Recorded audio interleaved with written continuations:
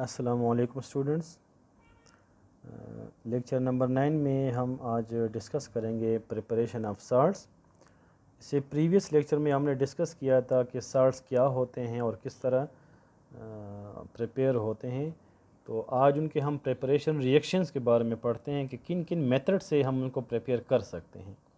ठीक है, तो साल्ट्स हमारे पास दो टाइप्स के होते हैं, एक सॉल्युबल साल्ट्स और एक इनसॉल्युबल साल्ट्स।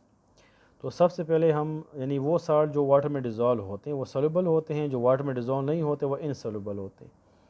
तो सबसे पहले हम डिस्कस करते हैं preparation of soluble salt. Soluble salts can be prepared by 4 different methods.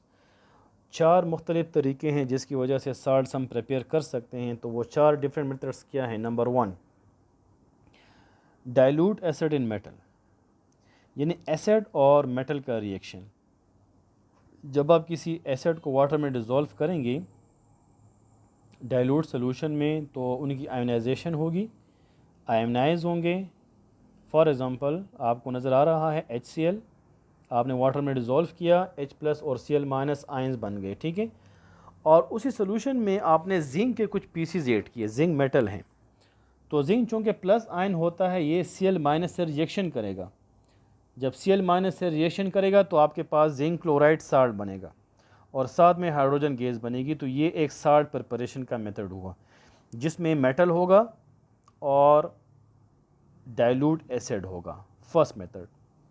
Second method में बेस और एसिड, जो न्यूट्रलाइजेशन रिएक्शन जिसे हम कहते हैं। ठीक है, तो उसमें कोई बेस होगा कोई एसिड होगा, उनके आयंस आपस में एक्सचेंज हो जाएंगे, यानी एसिड का H+ और बेस का OH-, ये आपस में रिएक्शन करेंगे तो H2O बनेगा और साथ में KNO3 यानी पोटाशियम नाइट्रेट, एक साल्ट फॉर एग्जांपल हमारे पास बन गया। तो पोटाशियम नाइट्रेट ये एक साल्ट है। ठीक है, तो एक दूसरा मेथड है कि कोई भी एसिड और बेस का रिएक्शन होगा उनसे एक साल्ट बनेगा और एक वाटर बनेगा, ये दूसरा मेथड है। तीसरा मेथड है एसिड और इनसॉल्युबल बेस, यानी एक सोल्यूबल बेस होता है, जिस तरह ऊपर हमने KOH लिया, सेकंड मेथड में ये सोल्यूबल है। एक इनसॉल्युबल बेस, उससे भी हमारे पास साल्ट बनता है। ठीक है, जिस तरह H2SO4 एक एसिड है और कॉपर ऑक्साइड ये एक बेस है, लेकिन इनसॉल्युबल बेस है, पानी में डिज़ोल्व नहीं होता। जब इनका आप रिएक्शन कराएंगे तो इनके आयंस भी आपस में एक्सचेंज हो जाएंगे, जिस तरह नंबर 2 मेथड में ये आयंस आपस में एक्सचेंज हुए हैं। तो इसमें भी तो आप पहले में देखें हाइड्रोजन और सल्फेट हैं, तो H+ आयन है और सल्फेट माइनस आयन है। इस तरह कॉपर ऑक्साइड में कॉपर प्लस आयन है, ऑक्सीजन माइनस आयन है। तो आपस में माइनस प्लस एक्सचेंज होंगे तो कॉपर सल्फेट और H2O। ये तीसरा एग्जांपल है थर्ड मेथड का। ठीक है, इस तरह नंबर 4 मेथड जो है वो डाइल्यूट एसिड और कार्बोनेट, यानी ट्राई ऑक्सी कार्बोनेट, कार्बोनेट कोई भी कार्बोनेट हो सकता है।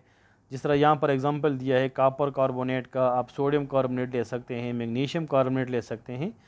तो जब कोई एसिड कार्बोनेट के साथ रिएक्शन करता है तो आपके पास 3 चीज़ें प्रोड्यूस होंगी, एक साल्ट जिस तरह यहाँ पर कॉपर सल्फेट है, एक वाटर, और तीसरा जो प्रोडक्ट है वो है कार्बन डाइऑक्साइड।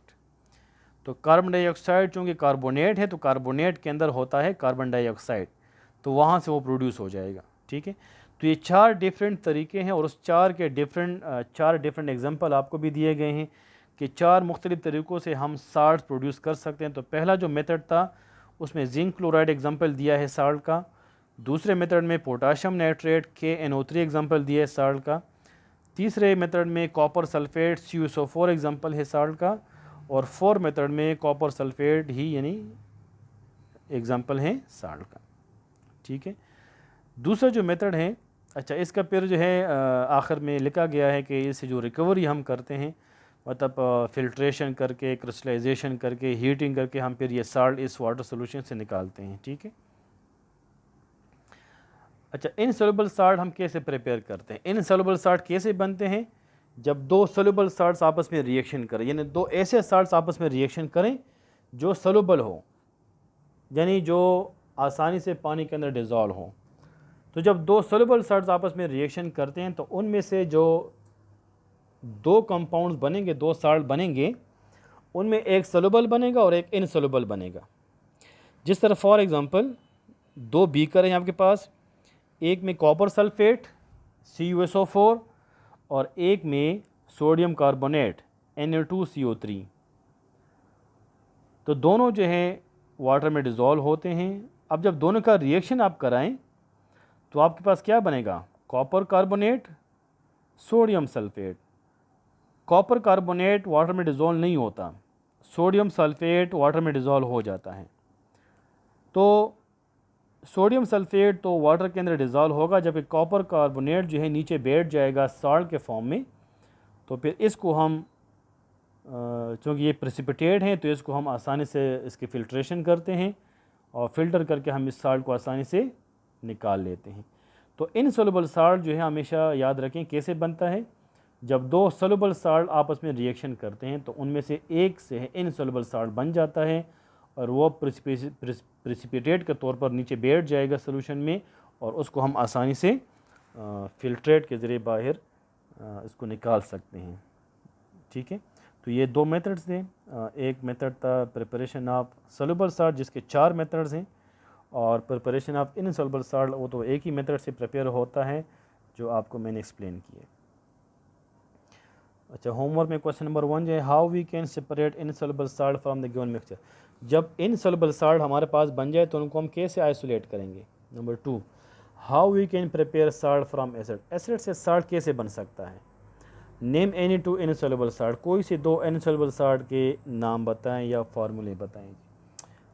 सो ये आज के लेक्चर का एंड था। Thank you so much. अल्लाह हाफिज़।